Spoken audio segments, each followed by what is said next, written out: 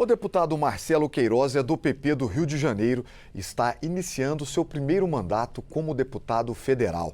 O parlamentar terá como uma de suas prioridades a causa animal. Deputado, seja muito bem-vindo ao programa Palavra Aberta. Eu queria que o senhor iniciasse essa nossa entrevista explicando sobre este projeto que cria o Registro Eletrônico de Vacinação de Animais de Estimação. Primeiro, agradecer muito a participação, Marcelo, falar que é uma honra muito grande fazer parte agora da Câmara dos Deputados. Eu tive um trabalho muito grande no meu estado, no Rio de Janeiro. Hoje o estado tem o maior trabalho de controle de população PET do mundo, maior programa de castração gratuita, foram mais de 200 mil castrações. E esse projeto faz parte de uma série de projetos que estabelece uma política pública voltada para o PET, voltado para o animal de estimação. O registro, na verdade, eu acho que a grande importância dele, como qualquer carteira, como a carteira de vacinação humana, primeiro a questão da informação. E aí a gente tem aqui uma dificuldade em plano federal, que o PET nunca participou do censo. Então, quando você já cria essa carteira, você já tem, basicamente, a gente consegue identificar a primeira parte do problema, que é saber quantos animais com tutor a gente tem hoje no nosso país. Segunda, é a segurança do seu animal de estimação. Quando você tem uma carteira de vacinação, você consegue saber quais são as vacinas que ele tomou, o que ele ainda falta tomar. E o governo também passa a ter esse controle de saber como ele pode atuar para ampliar campanhas de vacinação gratuita, vacinações que não foram dadas, entender quais são os problemas locais relacionados aos animais na questão do controle de zoonoses, porque as pessoas não entendem que muitas vezes os PETs também têm uma relação direta com a saúde humana. E o terceiro, talvez o principal ponto, é que os PETs aí lá no Rio de Janeiro, isso foi uma lei minha, e aqui eu sei que o Brasil todo tem aderido, a gente tem ganho em vários lugares pet-friendly, hotéis, restaurantes, e agora as empresas aéreas, meios de transporte, e as empresas aéreas, por exemplo, eu trouxe minhas 2 cachorrinhas aqui para a posse em Brasília, e você tem que dar uma série de documentações em papel. Não tem sentido nenhum a gente em 2023 está numa fila, atrasar a fila dos passageiros comuns para ter que mostrar tanto documento. Imagina isso, e isso a tendência é a gente ganhar cada vez mais corpo, as pessoas têm os animais como os verdadeiros filhos, né? Eu trato as minhas duas participaram aqui da minha posse, então a gente precisa, obviamente, facilitar esse processo para não atrapalhar também quem não gosta de animal, não atrapalhar as pessoas que não estão ali viajando nesse cenário. Certo. E quem se posicionar, por exemplo, contra a vacina? Uma pessoa que não queira vacinar o seu animal, o que poderia acontecer? Na verdade, obviamente, a gente tem que padronizar, né, os sistemas, mas na questão animal é obrigação por uma questão de saúde pública. Você não vacinar o seu animal, e as vacinas ali são todas incontestáveis, você está gerando aí um problema de zoonose. Acho que o nosso grande desafio é exatamente tentar custear, baratear o governo federal, ajudar na questão PET. Eu acho que você tem alguns desafios a serem aí vencidos nesse novo governo, um governo que levou, né, a primeira-dama e o presidente Lula levaram a sua cachorrinha, a Resistência, para a rampa do Planalto. E eu acho que agora é o grande desafio a gente criar essa política pública.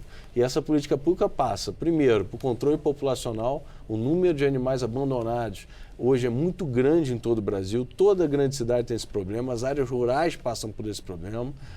Lembrando que a castração alonga a vida do seu bichinho, então a gente tem que trabalhar num programa muito sério de controle populacional e depois tem que sim uma série de atuações onde vem a carteira de vacinação e aí mostrar a importância da vacinação, tanto para a saúde pública humana quanto para a saúde pública do próprio bichinho. Certo. Essa carteira de vacinação online poderia ajudar, por exemplo, também no mapeamento dos animais que nós temos no Brasil, redução da questão da violência também?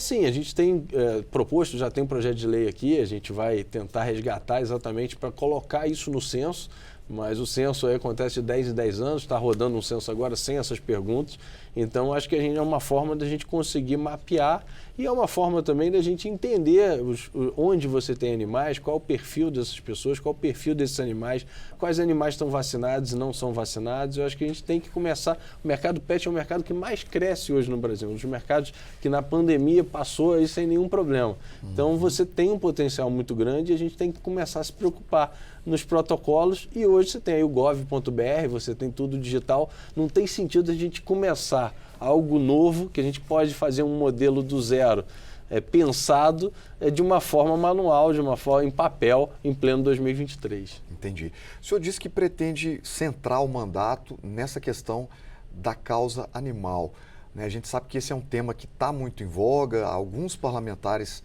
na legislatura passada já tinham essa demanda e agora eu acredito que ampliou.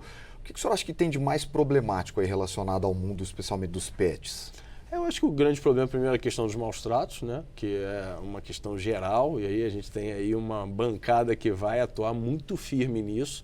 Acho que a grande vantagem aqui de Brasília é que hoje a gente está muito mais organizado, então com autoria nos outros projetos, a gente tem feito aí uma união muito interessante de parlamentares de todos os estados, mas eu ainda acho que talvez o principal problema é a questão da política de controle populacional, porque senão esse problema só vai aumentar, o número de abandonos é muito grande, o número de cachorros nas ruas do nosso país é gigantesco e é um procedimento que é caro e o interessante é que no Rio de Janeiro a gente conseguiu fazer 200 mil castrações, o maior programa de castração do mundo e usou as clínicas privadas, que isso é uma coisa que assusta também. Você imagina aquele veterinário que tem aquela clínica naquela cidade de 10 mil habitantes, de 20 mil habitantes, e aí chega o governo para concorrer contra ele.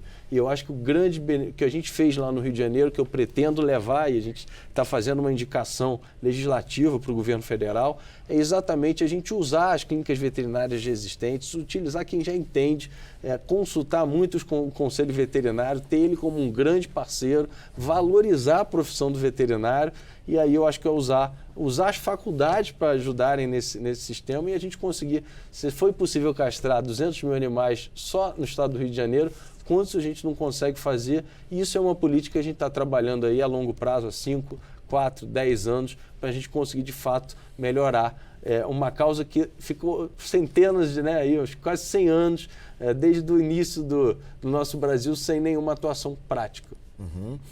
Em todo o país a gente sabe que existem milhares de instituições trabalhando nesse acolhimento, principalmente aos animais abandonados.